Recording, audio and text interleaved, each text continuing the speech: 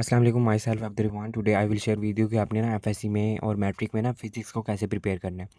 तो सबसे पहला जो पोर्शन होता है ना, वो हमारा ऑब्जेक्टिव पोर्शन होता है जिसमें एमसीक्यूज़ पूछे जाते हैं।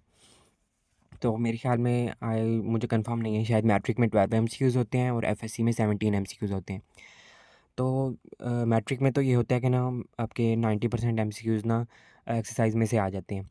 लेकिन एफएससी में ये होता है कि ना बहुत ही मतलब 10 टू 20% एमसीक्यूज़ आपके रीडिंग वाले होते हैं, बाकी आपके कंसेप्चुअल एमसीक्यूज़ होते हैं, क्योंकि एफएससी में कोई एक्सरसाइज़ेज़ नहीं होती हैं एमसीक्यूज़ के लिए।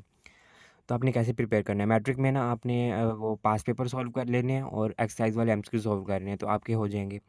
लेकिन एफएससी में आपने ये करना है कि ना आपने गाइड बुक्स यूज़ करनी है। मैंने जो गाइड बुक यूज़ की थी वो मैंने स्कॉलर यूज़ की थी। इसके अलावा आपने पास्ट पेपर और मॉडल पेपर लाज़मी सॉल्व करने हैं फिज़िक्स के लिए, और अपने कंसेप्ट क्लियर रखने हैं, क्योंकि ना एमसीक्यूज़ थोड़े से ना कंसेप्ट्स बेस आ जाते हैं।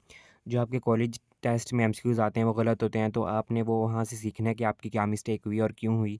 आपने उसकी डेप्थ में जाना है ताकि उसके रिलेटेड कोई एमसीक्यूज़ आ जाए तो आपको कोई प्रॉब्लम ना हो।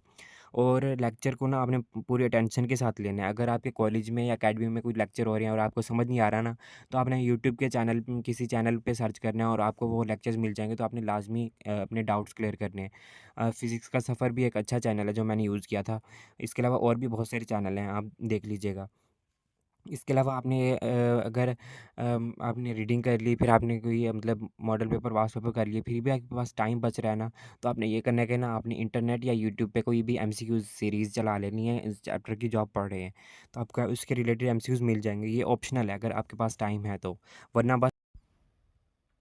तो ये मेरा क्लास टेस्ट है कि मैंने कैसे अटेम्प्ट किया है। ये देखिए, मैंने पहले क्वेश्चन का जो मतलब पार्ट है, क्वेश्चन नंबर 2 था शॉर्ट क्वेश्चन का पार्ट, तो मैंने वो लिखा, क्वेश्चन नंबर लिखा और मैंने हेडिंग दी जिसके बारे में पूछा गया था। तो मैंने अंडरलाइन भी कर दिया जो इंपॉर्टेंट वर्ड्स थे, ताकि एग्जामिनर ये अंडरलाइन वर्ड्स को, अगर उसके पास कम टाइम है तो वो जल्दी से पढ़े और मुझे पूरे मार्क्स दे दे। अगर वो पूरा पढ़ेगा, उसका टाइम ज़्यादा वेस्ट होगा, तो फिर वो मेरे मार्क्स भी काट सकता है।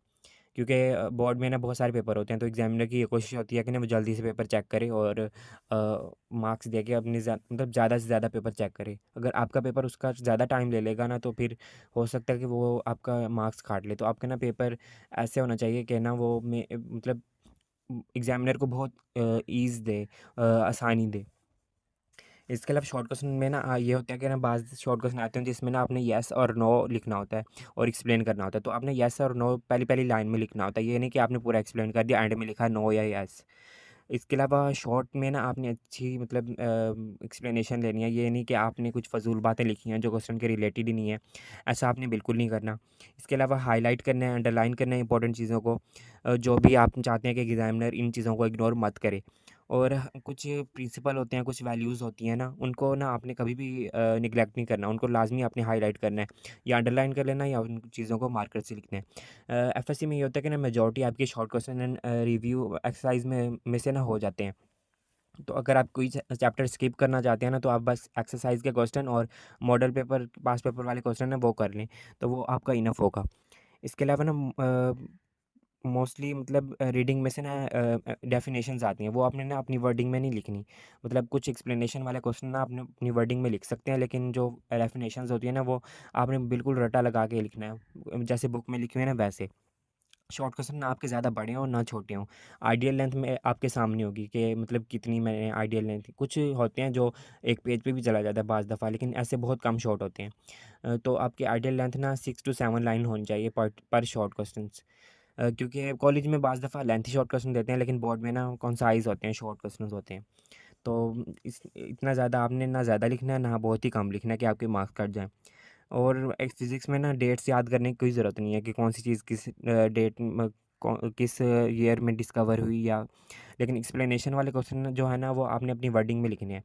आपने मतलब रट्टा नहीं लगाना, बस कंसेप्ट क्लियर कर लिया और अपने वर्डिंग में लिख देना है एक्सप्लेनेशन। लेकिन डेफिनेशंस के लिए ना आपने क्राइमिंग करनी है।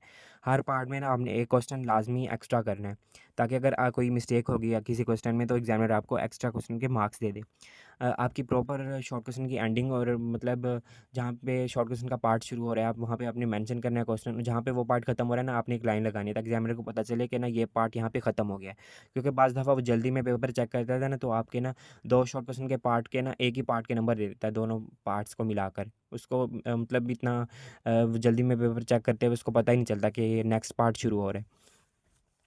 ये मेरा लॉन्ग क्वेश्चन शुरू हो गया। आप देख सकते हैं मैंने हेडिंग दी, उसकी डेफिनेशन थी तो मैंने उसको ऐसे लिखा। फिर मैंने उसकी हेडिंग्स बनाई, डेवलपमेंट, कंस्ट्रक्शन, लेकिन टेक्स्ट बुक में हेडिंग्स नहीं बनी हुई, लेकिन मैंने बनाई हैं।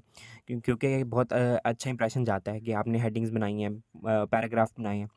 प्रिंसिपल जो होते हैं लॉन्ग क्वेश्चन में आपने उनको अंडरलाइन करना है, और वर्किंग में ना आपने डायग्राम अगर है तो वो कभी स्किप नहीं करनी। डायग्राम स्किप करेंगे तो आपके मार्क्स भी कट जाएंगे। साइंटिस्ट के नेम को अपने हाईलाइट करना है। लेबल डायग्राम बनानी है, ये नहीं कि आपने बस डायग्राम बना दी, लेबल ही नहीं की हुई, तो वो भी आपकी मतलब गलत हो जाएगी। लॉन्ग क्वेश्चन के लिए मैं आपको ये कहूँगा, अपना पास्ट पेपर और जो आपको टीचर्स ने कॉलेज में बताया ना टॉपिक्स लॉन्ग क्वेश्चन के लिए, बस वही कर लें। पूरी पूरी रीडिंग करने की ज़रूरत नहीं है कि आपने शुरू से लेके आखिर तक सारा चैप्टर याद कर लिया, ऐसा नहीं होता।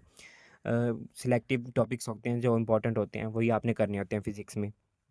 इसके अलावा ना हर साल स्कीम आती है, उसमें ये पता होता है ना कौन से चैप्टर में से लॉन्ग क्वेश्चन आ रहा है, कौन किस चैप्टर में से नहीं, और किसका कॉम्बिनेशन किस चैप्टर के साथ है, तो वो आपने देख लेनी है।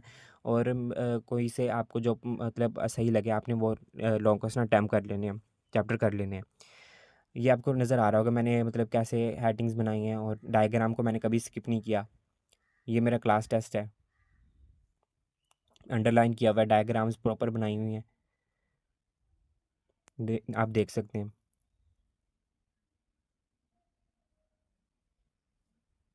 और ये मेरा न्यूमेरिकल आ गया। न्यूमेरिकल को आपने ऐसे अटेम्प्ट करना है, पहले आपने गिवन डाटा लिखना है जो आपको दिया गया है। फिर आपने फाइंड मतलब जो चीज़ आपसे पूछी है ना, आपने वो लिखना है, और फार्मूला आपने ना कौन से यूज़ कर रहे हैं। बाज़ दफ़ा हम एक फार्मूला यूज़ करते हैं, बाज़ दफ़ा हम 2 या 3, तो आपने वो लिख देने हैं फार्मूले की हेडिंग के नीचे। फिर आपने सॉल्यूशन स्टार्ट कर देना है। सॉल्यूशन में आपने कोई भी मतलब आपने स्टेप स्किप नहीं करना। हर स्टेप प्रॉपर होना चाहिए।